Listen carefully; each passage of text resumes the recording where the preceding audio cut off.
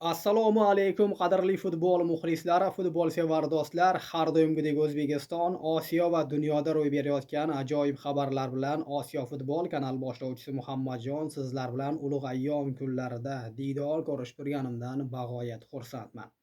Qadrli do'stlar, yaxshi kunlarda, yaxshi oylarda tutayotgan ro'zalarimizni, ibodatlarimizni Yaratgan Egam o'z dargohida qabul qilsin. Siz qadrli obunachilar e'tiboriga O'zbekiston, dunyoda va Osiyoda ro'y berayotgan ajoyib va qiziqarli dolzarb xabarlar bilan Kamina Muhammadjon o'z ishimni boshlayman. Qadrli do'stlar, kanalimizda yangi bo'lsangiz albatta obuna bo'ling, like tugmachasini bosib, o'zingizni fikr mulohazalaringizni yozib qoldirasiz degan umiddaman. Qadrli do'stlar, bugun ajoyib xabarlarni e'tiboringizga havola etamiz. Albatta videorolikimiz biroz ko'proq bo'lib ketishi mumkin. Shuning uchun ekran oldiga yaxshilab joylashib oling. Umid qilaman, bugungi beradigan xabarlarim sizlarga manzur bo'ladi va yoqadi degan umiddaman. Va qadrli do'stlar, kichkinagina bir iltimos bilan murojaat qilmoqchiman. Agar iloji bo'lsa, malol kelmasa, bizni Instagram kanalimizga Futbol Osiyo Instagram kanaliga obuna bo'lib qo'ysangiz sizdan bag'oyat minnatdor bo'lamiz. Instagramga ham albatta chiroyli postlarni joylab boramiz. Ko'proq o'zim ko'rinish berib, Instagramga ham postlarni joylab boraman. Demak, qadrli do'stlar, bugun O'zbekiston Superligasi, Osiyo va dunyoda ro'y berayotgan qiziqarli futbol xabarlarini e'tiboringizga havola etamiz. Videorolik ko'payib ketishi mumkin. Ekran oldiga yaxshilab joylashib oling. Tayyor bo'lsangiz biz boshlaymiz. Avvalambor qadrli do'stlar, bir ajoyib xushxabar bilan mavzuni boshlayman. O'zbekiston milliy terma jamoa a'zosi, Manchester United klubi futbolchisi, Angliya Premyer Ligasida to'p suradigan Abduqodir Husanov ota bo'ldi. O'g'il farzandli bo'ldi. O'g'il farzand muborak bo'lsin. Abduqodir Husanovni ota bo'lgani bilan tabriklaymiz.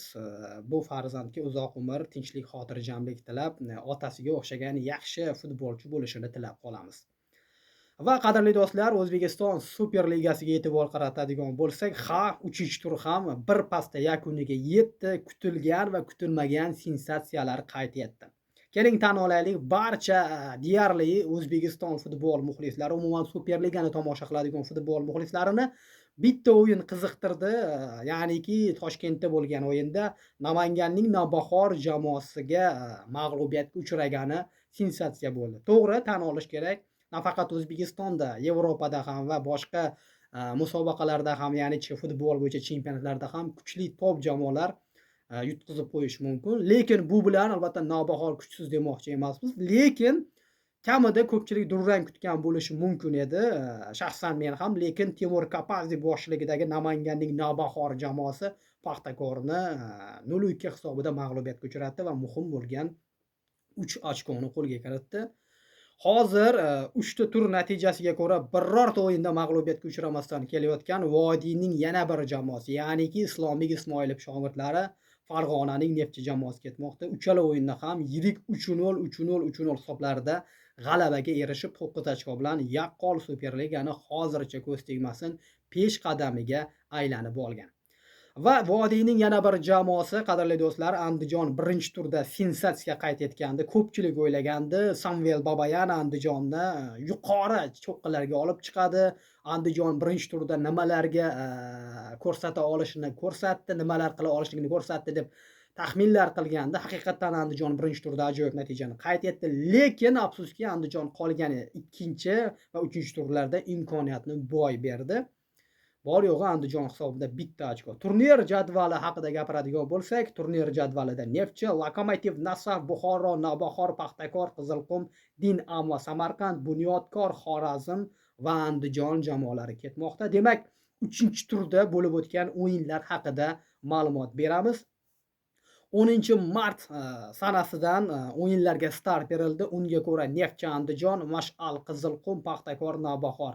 Demak, Neftchi Andijonni 3-0 hisobida mag'lubiyatga uchratdi. Mash'al jamoasi, qadrli do'stlar, Qizilqumga imkoniyatni boy berdi. 0-2 Paxtakor Navbahorga imkoniyatni boy berdi. 0-2 Surxon Bunyodkor 0-0, Lokomotiv Qo'qon 1912 0-0, Buxoro Xorazm 1-1.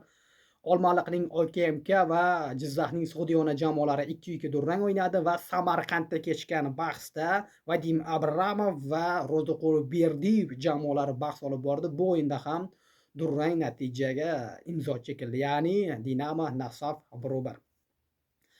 Va qadrli do'stlar, shunday qilib 3-tur o'yinlariga ham yakunlanib berildi. Demak, 4-tur o'yinlari ham start oladi. 18-martdan Qo'qon 1912 Namanganning Navbahor jamoasini qabul qiladi.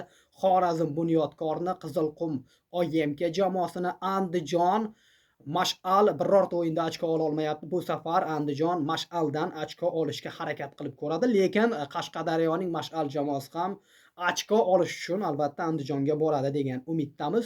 Buxoro Dinamo bahsi bo'lib o'tadi. Farg'onada Neftchi Toshkentdan keladigan Lokomotiv jamoasini qabul qiladi. Qashqadaryoda Nasaf Surxonni, Jizzaxda Sug'diyona Toshkentning Paxtakor jamoasini qabul qiladi. Demak, qadrli do'stlar, markaziy o'yinlar deya hamma o'yinlarni ham aytish mumkin, lekin asosiy o'yin bu Sug'diyona va Paxtakor jamoalari o'rtasidagi o'yin desak bo'ladi. Xo'sh, Superligada nima gaplar, qanaqa imkoniyatlar jamoalarda bo'lmoqda? O'zaro futbolchilar o'rtasida, murabbiylar o'rtasida qanaqa gap so'zlar deyishingiz mumkin. Menga yetib kelgan ma'lumotlarga ko'ra, Toshkentning Bunyodkor klubi 3 oydan buyon oylik maosh olishmayapti. Futbolchilar shunday e'tiroz bilan chiqishgan, ya'niki biz 3 oydan buyon oylik ola olmayapmiz, oilamizni boqishimiz kerak degan e'tirozlar bilan chiqmoqda. Ha, qadrli do'stlar, albatta hozirda turnir jadvalida Bunyodkor 9-o'rinda 4 ochko bilan ketmoqda. Ular so'nggi turda, 3-turda Surxon bilan 0-0 durang natija qayd etishdi. Ha, qadrli do'stlar, xabaringiz bor, Nasaf, Buxoro va Bunyodkor jamoalari albatta homiylari bu klublardan deyarli voz kechdi va boshqa homiy topishlariga to'g'ri keldi va hozirda jamoa o'sha boshqa yangi homiylar bilan O'zbekiston Superligasida jon saqlash uchun imkoniyatni o'rtaga tashlamoqda. Ha, O'zbekiston Superligasida ajoyib o'yinlar davom etmoqda. 4-turda ko'ramiz. Bugun, ya'niki qadrli do'stlar, 15-mart sanasida Super Kubokka start beriladi, ya'ni Neftchi va Paxtakor jamoalari o'zaro ushbu bahsda maydonga chiqishadi. Xo'sh, Vodiy va poytaxt jamoalaridan qaysi biri ushbu musobaqada g'alaba qozonadi? Qadrli do'stlar, O'zbekiston Superligasi haqida gaplashdik. Endi mavzuni Osiyoga qaratamiz. Osiyodan keyin yana e'tiboringizni jahonda ro'y berayotgan ajoyib xabarlarga e'tibor qaratamiz. Bizga yetib kelgan yana bir ajoyib xabarlar.